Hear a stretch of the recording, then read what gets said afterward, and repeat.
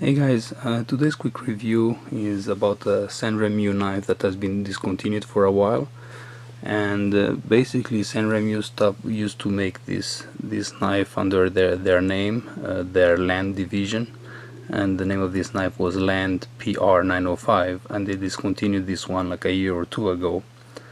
And I regretted at the time not getting this knife because I like the style of it. It's just it wasn't in my priority to get. And so I was quite a bit disappointed when they discontinued it.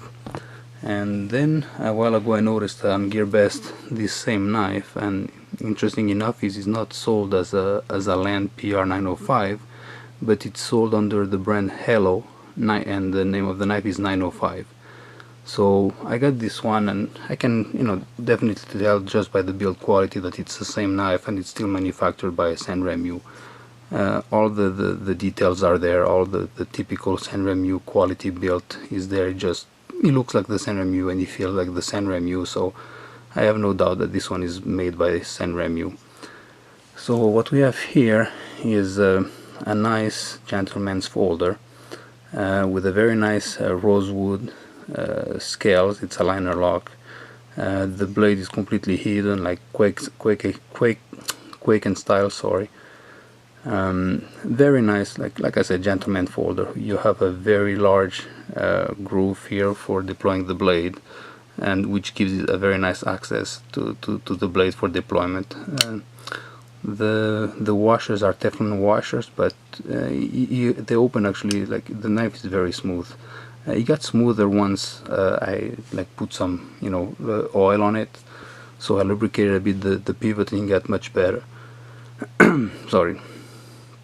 So yeah, what was I saying? Oh yeah, the washers. So they're Teflon, but they work fine. This knife is really like a gentleman's folder, so it's not really meant to flake. It's more meant to just roll the blade over, and it works very well that way. You can flick the knife if you want to. There's no problem. On camera, of course, it doesn't work, but here we go. So as you can see, as long as you load a little bit the thumb stud, then you have no problem deploying the blade. But really, like this type of knife, I would just be opening in slow motion. So you can see here the Hello brand instead of the typical Land brand. The liners are quite thick. The lockup, yeah, it's right on where it needs to be. No blade play, no lock rock, none of that.